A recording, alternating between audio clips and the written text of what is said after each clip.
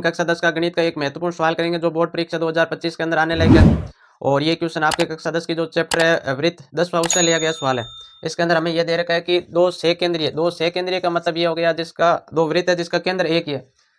वृत्तों की त्रिज्या, एक की त्रिज्या हमें दे रखी है 5 सेमी, दूसरी की दे रखी है 3 सेमी है। आगे हमें दे रखा है कि बड़े वृत्त की उस जीवा की लंबाई ज्ञात करनी है जो छोटे वृत्त को स्पर्श करती है। तो आपको जो बड़े वृत्त है उसकी जो एक जीवा है जो छोटे वृत्त को स्पर्श करती है उसकी लंबाई हमें ज्ञात करनी है।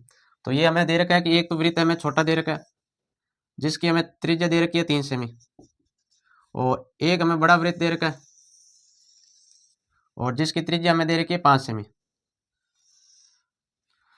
ये हो गई 5 सेमी। आगे हमें ये दे रखा है कि बड़े वृत्त की जीवा जो छोटे वृत्त को स्पर्श करती हुई जाती है, तो ये हो जाएगी इस प्रकार। तो हमें इस जीवा की लंबाई ज्ञात करनी है। तो ये हो जाएगा पी क्यू और केंद्र हो गए और इसको मान लेते हैं हम। तो हमें पी क्यू की जो लंबाई है वो हमें ज्ञात करनी है। तो यहाँ पर ये त्रिज्या और ये स्पर्श रेखा, तो त्रिज्या स्पर्श रेखा पर 90 डिग्री का कोण बनाती है, तो ये हो जाएगा यहाँ पर 90 डिग्री।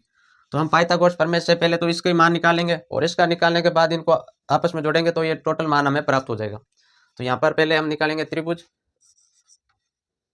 पी एम ओ में। तो यहाँ पर हम पाइथागोरस प्रमेय लगाएंगे। पाइथागोरस प्रमेय होती है कर्ण स्क्वायर बराबर लंब स्क्वायर और प्लस के अंदर होता है आधार स्क्वायर। तो यहाँ पर जो कर्ण हमें दे रखा है ये 5 सेमी दे रखा है और इसका जो आधार है वो 3 दे रखा है। हमें लंब ज्ञात करना है। तो लंब बराबर हो जाएगा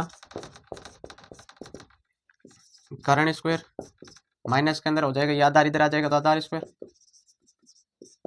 और ये लंब है तो यहाँ पर इसका स्क्वायर हटाऊंगा तो ये आ जाएगा यहाँ पर रूट के अंदर। अब हम इसका मान रखते हैं। कर्ण का मान दे रखा है 5 यानी कि 5 का स्क्वायर माइनस आधार हमें दे रखा है 3, 3 का स्क्वायर, 5 का स्क्वायर होता है 25 और फिर 3 का होता है 9, 25 में से 9 घटाऊंगा तो ये बन रहा है 16 और रूट 16 का मान होता है 4 सेमी। तो हमें ये जो पी एम है ये हमें प्राप्त हो गया 4 सेमी। पी एम हमें जो प्राप्त हो गया ये हो गया 4 सेमी। और हमें ये पूछा है कि पी क्यू यानी कि ये टोटल लंबाई हमें बतानी है यहाँ से लेके और यहाँ तक, और हमें यहाँ तक का प्राप्त हो गया 4 सेमी। तो अब हम ये जानते हैं कि ये जो त्रिज्या है स्पर्श रेखा पर लंबाई यानी कि 90 डिग्री का कोण बनाती है, या फिर हम ऐसे कह सकते हैं कि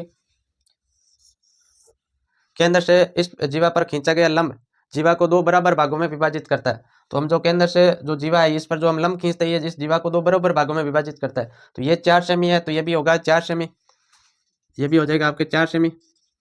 तो हम कह सकते हैं कि पी क्यू यानी कि टोटल लंबाई हो जाएगी p m plus m Q.